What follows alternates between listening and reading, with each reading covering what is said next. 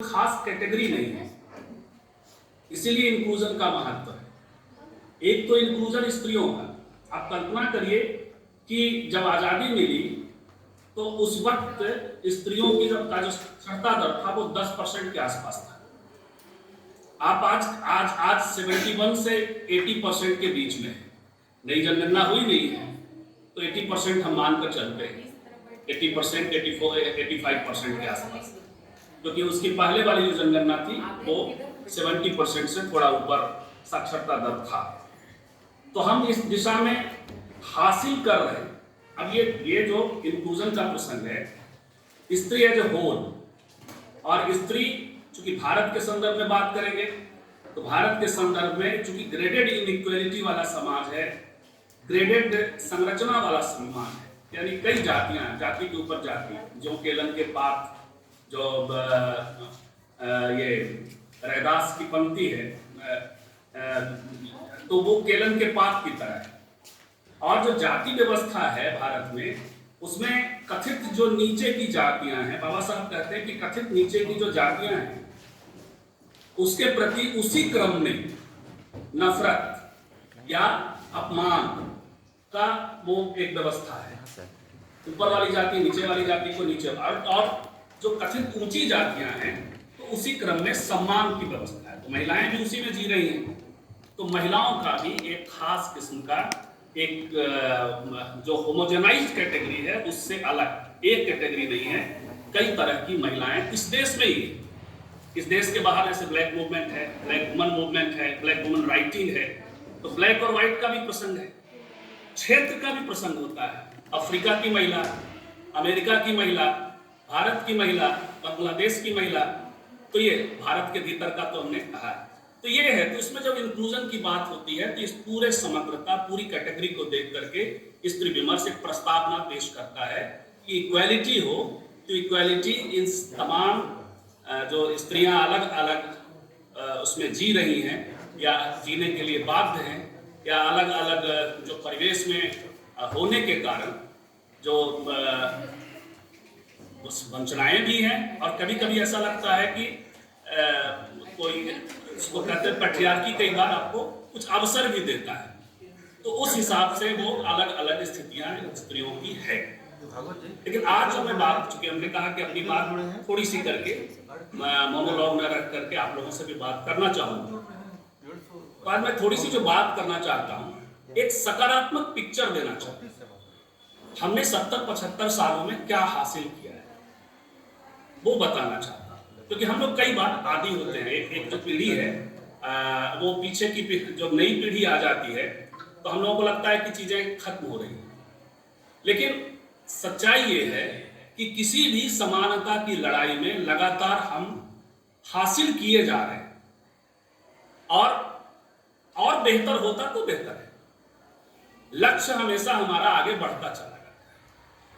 तो बताना इस तरह से चाहूंगा, आप सब जानते हैं, प्रबुद्ध लोग हैं भारत में। जैसे अभी एक जजमेंट आया है, कल या परसों, कल खबर में मेरी नजर पड़ी, आप सब की नजर हो सकता है पहले पड़ी हो, या कल का ही जजमेंट है या रिमार्क है शायद हाईकोर्ट का के जज का, कि जो सेक्सुअल असॉल्ट है उसमें यदि इंटरकोर्स नहीं होता है, पेनिट्रेशन नहीं होता है, तो वो सेक्सुअल असॉल्ट के दायरे में, रेप के दायरे में नहीं आते।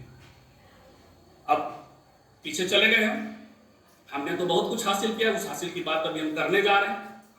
लेकिन क्या सच में पीछे चले गए सिर्फ एक जजमेंट से, या हमने चीजें जो अभी हासिल की हैं वो आगे और बढ़ना है। जैसे आप कल्पना करिए कि 1860 में, आज से ज्यादा पुरानी बात नहीं है, 100-150 साल का प्रसंग है।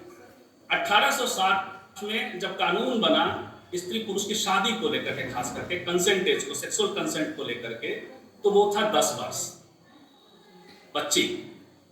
1891 में पूरे देश में एक बड़ा डिबेट चला, बड़ा संघर्ष हुआ, कानून में बदलाव हुआ, 10 साल को 12 साल।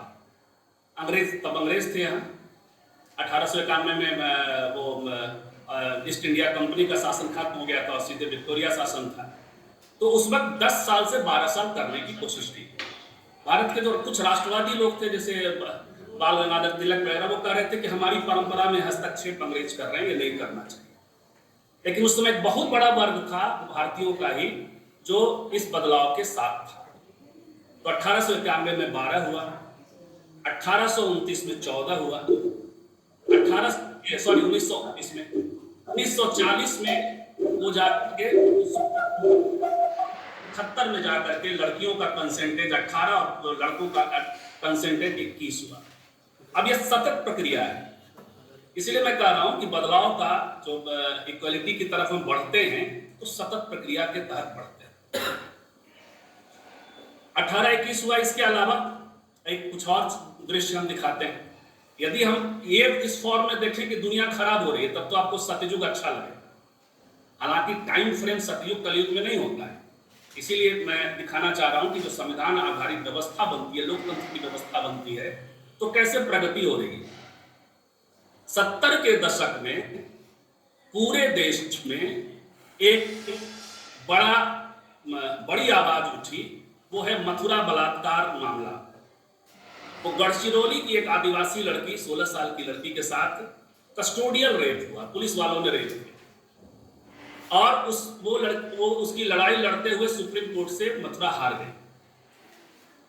जब हार जाती हैं तो पूरे देश के कॉन्साइंस ने, स्त्रीवादी आंदोलनों ने सुप्रीम कोर्ट को चिट्ठी लिखा और बड़ा संघर्ष हुआ, तो एक व्यवस्था बनी। इसीलिए मथुरा को मैं अपना, हम लोग कहते हैं कि नानी है, हमारी दादी है। और मैं उनसे मिलने गया था 2013-14 में। मुझे लगा कहाँ गायब हो गई, 72-73 की कहानी है, वो कहाँ गायब हो गई। उसके बाद तो वो मुझे चंद्रपुर में मिली, उनके घर गया मैं, बाल बच्चे हैं उनके अब। खैर, तो वो मथुरा रेप केस के बाद भारत में एक कानून की व्यवस्था हुई और वो व्यवस्था हुई कि जो कोर्ट में ट्रायल होता है, उस ट्रायल के वक्त जो अपराधी होते थे, जो अक्यूज्ड होते थे, अपराधी नहीं, तो उनको यह प्रूफ नहीं करना पड़ता था कि वो निर्दोष है। जो आरोप करता है उसको प्रूफ करना पड़ता था कि उसके साथ गलत हुआ। मथुरा के साथ ये व्यवस्था बदल गई। आगे चल करके फिर भवरी देवी का मसला है। बीच में एक बड़ी घटना खैरराम जी की घटी थी, हालांकि उसमें कानून कुछ नहीं बदला। निर्भया कांड तक आते आते कानून बदल गया, एक बड़ा बदलाव वहां भी हुआ। निर्भया कांड का जो बदलाव है, उस बदलाव के खिलाफ ये छत्तीसगढ़ का जजमेंट जरूर है, लेकिन कानून का शासन 70-75 साल का हमारा हासिल ये है कि वो जज साहब पर एक्शन हो सकता है, जज साहब को शोकॉज हो सकता है। तो एक जो व्यवस्था है जो हम स्त्रीवादी समाज की ओर, और वो स्त्रियों के दबाव के कारण, स्त्रीवादी चेतना के कारण एक निरंतर प्रक्रिया की तरह मैं एक पिक्चर दिखा रहा हूं। 1941 में आपको लेके चलते हैं।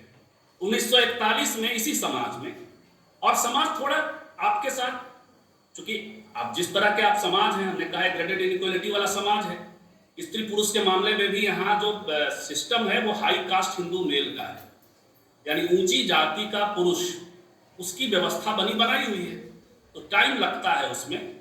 अब 1941 में कल्पना करिए, हिंदू कोड बिल की एक संरचना उस समय, और संविधान के प्रोसेस को लेकर के देश भर में अलग अलग महिलाओं का और पुरुषों का भी जो संगठन था या इंडिविजुअल थे, वो बहुत सारे राइट्स की बात कर रहे थे। तो उसमें प्रॉपर्टी राइट, डिवोर्स का राइट, महिलाएं तलाक ले सकें, महिलाएं, आपको बताऊं कि हमारे जहां मैं बैठा हूं पटना में, उसका एक बिहार का एक जिला है दरभंगा, आप सब जो भी जुड़े होंगे वहां से आप जानते ही होंगे। दरभंगा के इलाके में एक खास